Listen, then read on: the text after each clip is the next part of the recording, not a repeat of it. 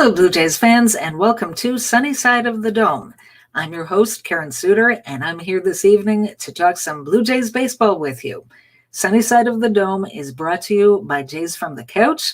We stream live on Jays from the Couch's YouTube channel on Thursdays at 7 p.m., and we're also available if you follow us on Facebook or Twitter. You can click on the link there and watch and listen along. And if you miss the live version, that's no problem. You can always access the archived recording on Jays from the Couch's YouTube channel, or anywhere you can get the audio version, anywhere you get podcasts, whether it's Apple, Google, Spotify, Stitcher, pretty much any decent podcast carrier has Jays from the Couch nowadays. And if you like the content here at Sunny Side of the Dome, there's plenty more content where that came from with Jays from the Couch.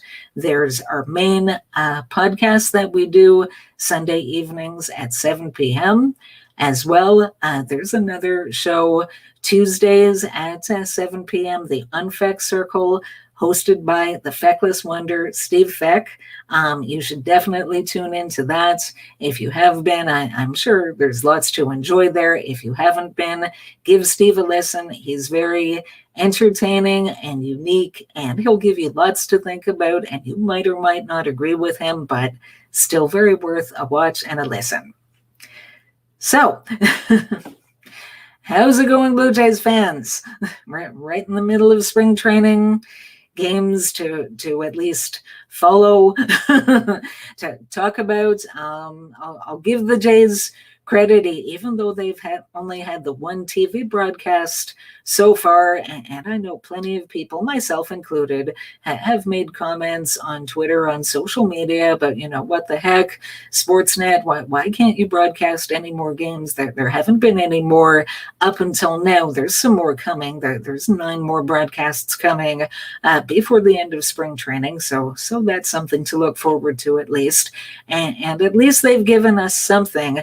The last couple of home games in Dunedin, Florida, fans have been able to follow along by the field cam, so you can watch the game in progress. There's no commentary, no broadcaster like that, and there's only one camera angle, so you can see that the pitcher and the batter and that, but then if the ball is put in play and if it goes to the outfield, you don't really know. You're not able to follow the flight of the ball. So that's kind of an unfortunate thing, but hey, they're trying it something. They're giving us fans some options anyway. Better than nothing. So yeah, there's more broadcasts coming up, actual TV broadcasts starting tomorrow. There's one on Friday, and there's one on Monday, and nothing on Saturday and Sunday. So while I myself am very happy to have a regular quote-unquote full-time job working Monday to Friday, it also means that I won't be able to watch those games, and Saturday and Sunday when I'll be off. I don't really know why they did it that way. However, anyway, broadcasts are coming. There's Blue Jays baseball to watch, and if you watch the field cam or just followed along with the game or heard about it after the fact, today was a fun game. Lots of offense. The Jays were leading 10-0 after 3 innings, and they weren't facing a minor league pitcher. They were facing Michael Fulmer of the Detroit Tigers. So they knocked him around pretty good. And there were 4 home runs today. It kind of felt like an Oprah Winfrey meme sort of game. You get a home run, you get a home run, you get a home run. So lots of fun. There was a first home run from Springer, a Springer dinger, first of many, I'm sure. Vlad Guerrero Jr. had himself a big game, 3 hits, including a monster 3-run home run, and all 3 of his hits had high exit velocities, over 100 miles per hour. So he looks to be in midseason form there. As well, we got home runs from Alejandro Kirk and Randall Grichuk. So great, the bats were on full display, and the final score was 10-6, but really the game looked a lot closer than it probably would have been if it were a regular season game, simply because the pitcher that gave up the majority of the runs for the Blue Jays was Ty Tice, who I would be very surprised if he sees any MLB action with the Jays this season. So it was a fun game. I think we're going to see a lot like that, where they score a lot, and they're probably going to give up some runs too. Let's face it, our pitching isn't expected to be, five Cy Young Award winners going out there or anything, but we'll see. They could surprise us. Steven Matz, so far, he's had a couple of good outings in spring training. The velocity has been up. He hasn't given up any runs yet. And you can say, at least as far as holding them scoreless, you can say the same thing about Tanner Roark. Today was his second game. So far, he's pitched 5 also scoreless innings.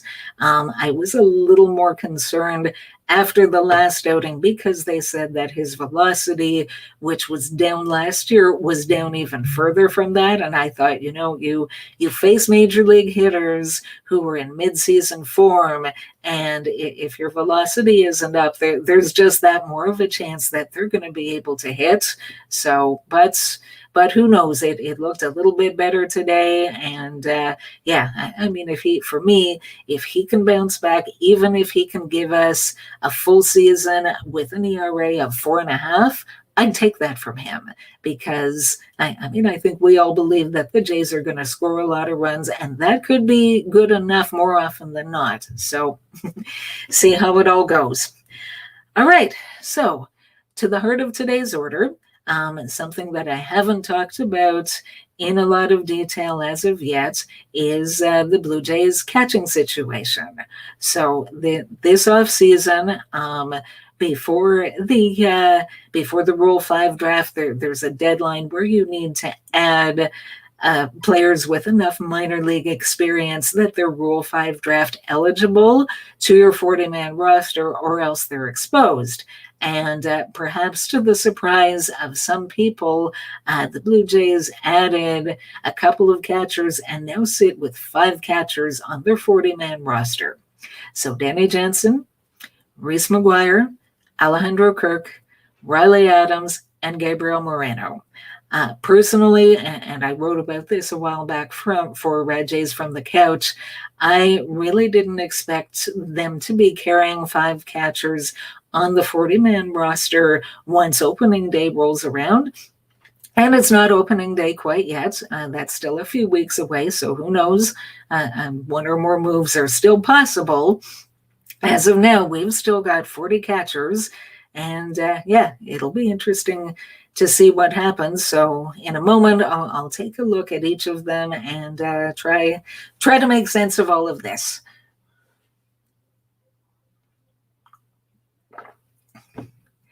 By the way, before I forget, new addition to my household there on the wall.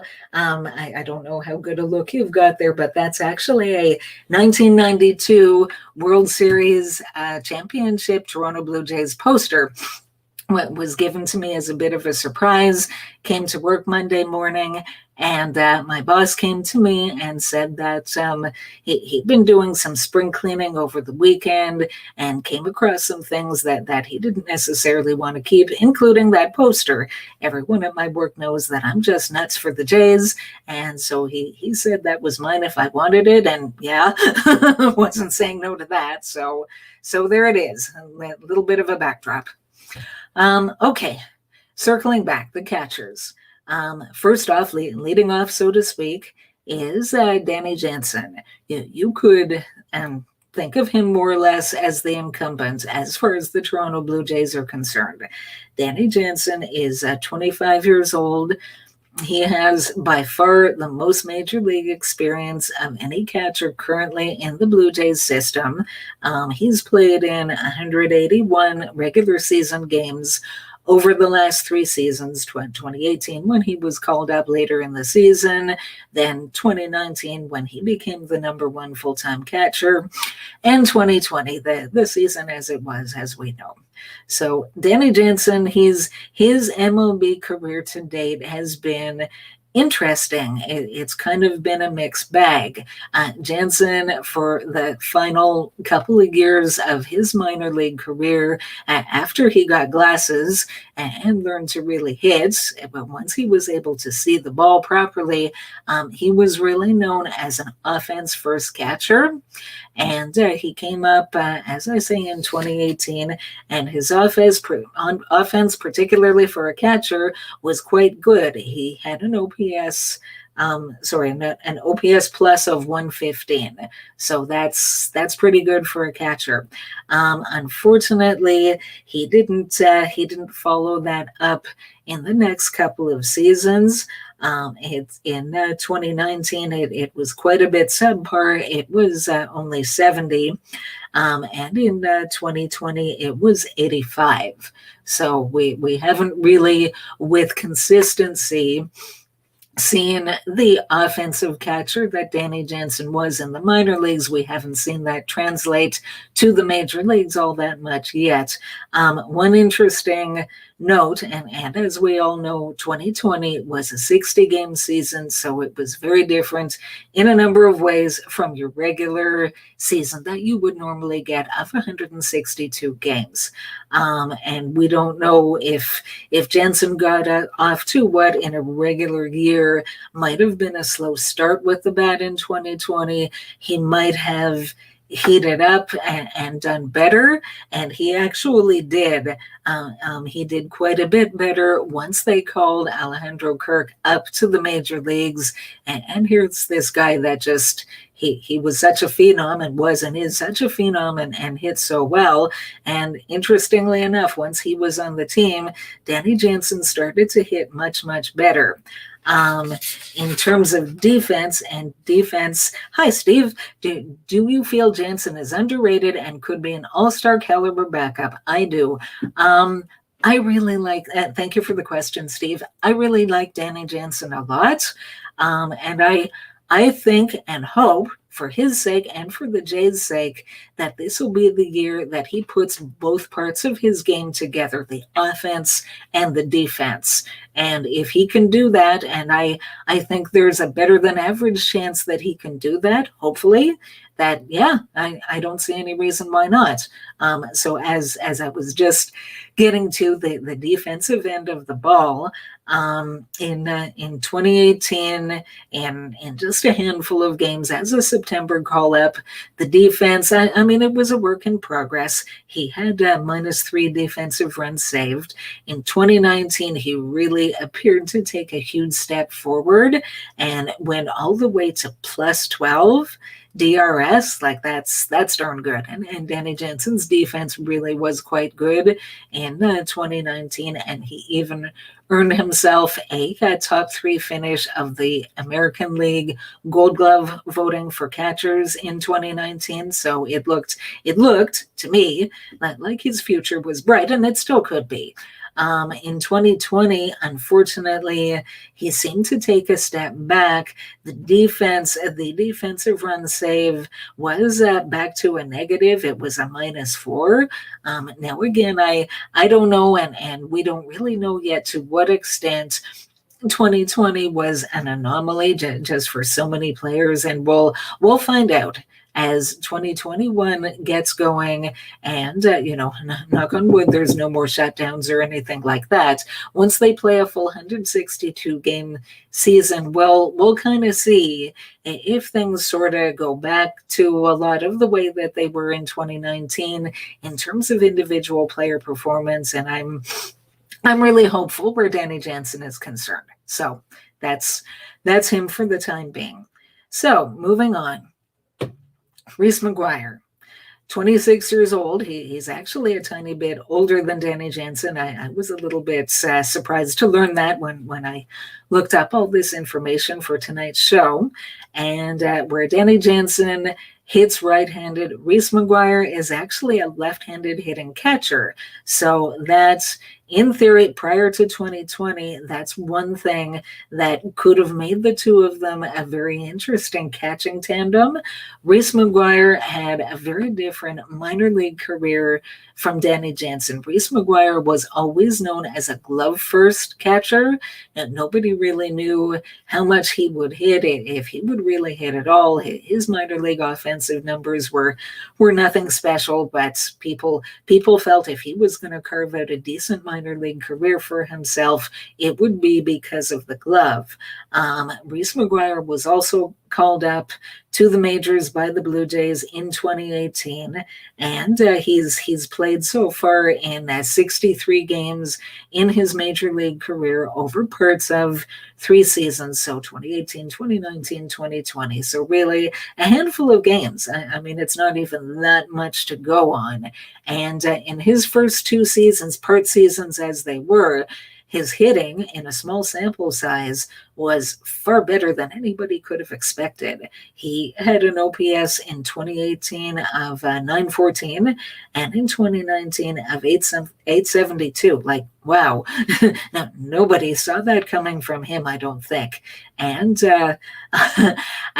a little over a year ago, I will confess, at this time, behind the scenes in the Jays from the Couch chat room, a number of my colleagues were suggesting that maybe the Jays would do very well to sell high on Mcguire and trade him away, even if it wasn't by himself. Maybe he could be valuable as part of a package to upgrade another area of need. And I was just so convinced that Jansen and Mcguire, that they really had something special in the two of them as a duo for the next several years. That's like, no, you can't trade Reese Mcguire.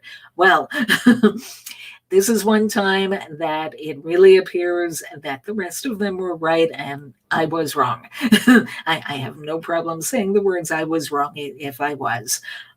So yeah, his hitting was just amazing those first couple of years, and I don't think anybody really expected it to continue to be that good over the course of a major league career. I mean, some regression was pretty much inevitable. I can't imagine that anybody expected to regress the way it did in 2020, that he went from OPSs hovering around the high 800s or 900 all the way down to 220. Like, that's yikes. What the heck happened? Rhys Mcguire really had a forgettable year in 2020, as many of us did, but him more so than a lot of people. Professionally, it just wasn't good, and then he ended up being demoted from the major league team. And I won't even go into the off-season trouble or the off-field trouble that he had. We all know about that, and hopefully that's behind him for his sake, for everybody's sake. But yeah, so it's hard to know what to do with Rhys Mcguire at this point. What's the best thing to do for everybody, mainly for the Toronto Blue Jays as a team? Enter Alejandro Kirk, 22 years old, was called up last year because basically they were getting no production from the catching position. I mean, Danny Jansen, he finally started to hit once they called up Kirk, but up until then, his hitting really hadn't been great. Mcguire's was like much worse, and so they finally optioned him. They went with Caleb Joseph for a few games, but at some point they decided that he wasn't the solution. So here's this young prospect, Alejandro Kirk, who in his short professional career really just looked like he could hit and hit some more, and that he could actually have a chance to contribute. And here were the Toronto Blue Jays in 2020 that not many people expected to be a playoff team, but they were. And they needed some help with the bat if they could get it. And they called up Alejandro Kirk, and he was just amazing. He had an OPS of 983, and he helped them get into the playoffs. He even had a hit in one of the 2 playoff games that they played in. So he really hasn't been overmatched. at the major league level at all. As well, I was reading a little while ago some comments on Twitter by, I believe, Arden Zwelling. He said that he had spoken to Robbie Ray about Alejandro Kirk, and Robbie Ray, here's this veteran pitcher who was actually very surprised at how advanced Kirk was behind the plate, both in terms of calling a game, handling a pitching staff, and as a receiver, said that he catches well, he's got good hands, and yeah, he just had some really complimentary things. So I mean, you see Kirk, you can see him hit, and if you don't know all that much about him, you might not know that it sounds like he can actually be an asset behind the plate in terms of some of the defensive side of the game. So lots to consider there. Excuse me, one moment.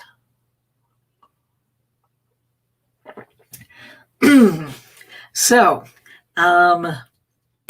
yeah, I'll get back to. So really, what did the Blue Jays do going into the 2021 season? I'll get back to that in just a moment because I want to briefly talk about the other two catchers on the 40-man roster. So Riley Adams, he's 24 years old. He has yet to see any time playing in a major league game. He's played in the minors for a few seasons. He's had decent hitting numbers, again, for a catcher, because you don't necessarily expect your catchers to always be your offensive stars. So he posted a 773 OPS in the minor leagues. And Adams, his highest level of development to date has been AA. He might have played at AAA in 2020 if there'd been a minor league season, but as we all know, there wasn't. So yeah, it'll be interesting to see what his future is. He might profile as a little bit more of a backup catcher. Who knows, maybe there's another organization out there that could use him and might want to trade for him again for the Jays to get something of real value back. It might be as part of a package. We'll see. So that's something to keep an eye on. Of the five, the player prospect as he is now that might possibly have the highest upside is the one who's furthest down the development ladder, and that's 21-year-old Gabriel Moreno. So he's actually in the Blue Jays top 30 prospects. He's ranked number 8th currently by MLB. Now he is, as I said, he's not that old. He's only 21, and his highest level of development to date has been A-ball. So he's a bit far away.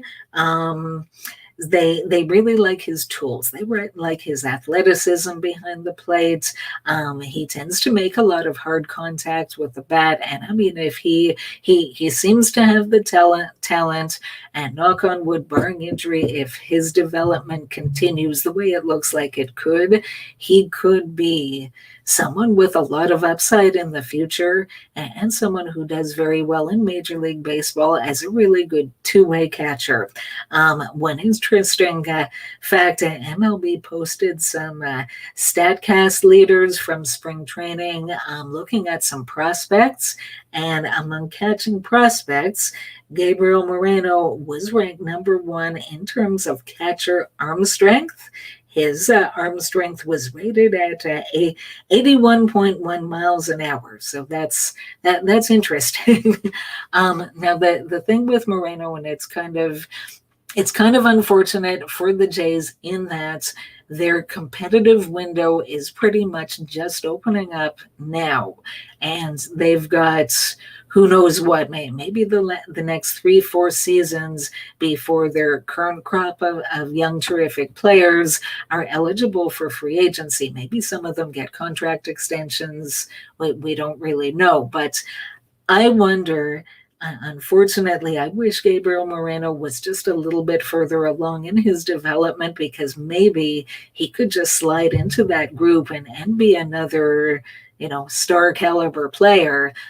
As it is, with his age and level of development, I don't know if that quite works with this group. Like they could be ready to seriously contend, maybe even win another World Series, let's hope. And he might be on the verge of coming to major leagues and still need to finish his development in MLB. So we'll see how that goes. Anyway, so circling back, what did the Blue Jays do? Hi again, Steve. Can you envision the Blue Jays carrying 3 catchers to start the season? Well, that would sort of, thank you again for another wonderful question. That might sort of alleviates this next thing that I'm going to address here. I mean, teams carrying 3 catchers, it's not unheard of. And now that the MLB rosters are 26 players rather than what they were for years and years and years, which was 25, they could carry 3 catchers. I mean, it's been done before. It's unusual, and I don't know. I think it would surprise me. Mind you, I mean, with the guys, you've got you've got 4 outfielders for 3 positions, and then you've got your infielders and the way they're moving everybody around and trying to have guys so flexible. I mean, somebody like Santiago Espinal, who has options, he could start the season in AAA, and you could just go with regular guys acting as your bench players and getting a day off every now and then, and everybody staying fresh. So there could be room for 3 catchers on the roster. That's one way they might go. That would surprise me. I'll be very honest about that. And it's very interesting because on one hand, as things currently stand, it looks like Alejandro Kirk might be the better major league player, might have the better career ahead of him in that way. I don't want to get way ahead of myself because, again, it's 9 major league games, and it's such a small sample size that you, as good as he looks and as hopeful as I am, you can't assume that there isn't going to be regression. I mean, I think his batting average was something like 375. There's going to be some regression. The question is how much? Is he still going to be very good? Is he going to be a useful MLB player? One thing with Reese Mcguire, one thing that muddies the waters a little bit is that he's out of options. So they can't send him in another year. Maybe if he had an option, maybe they would just option him and go with Alejandro Kirk because they want to win now. They try to take Mcguire off the major league roster, and he's exposed to waivers, and they might lose him. So I don't know if that's something they'd be willing to risk to possibly lose some of that organizational depth there. They might, maybe, if they're not going to go the 3 catcher route, maybe they'll wait until the very end of spring training, at which point most clubs normally have their rosters set for the major league season, and maybe they'll try to sneak him through waivers then and hope that he doesn't get claimed. That's one thing you might see. Or they could go the safer route and just go with Jansen and Mcguire, who they have the most major league experience of the catchers they have available to them now. And unfortunately for now, Kirk would be the odd man out. But I mean, Kirk will get his opportunity again, whether he has to go down to AAA once the AAA season starts, because now the minors are going to be delayed for another month. So yeah, he'll be more or less idle, other than some at bats at the alternate training site for a month or so, if he doesn't make the team, and then we'll see how it goes. So yeah, definitely something to keep an eye on there. Well, we're almost out of time for tonight, so that brings us to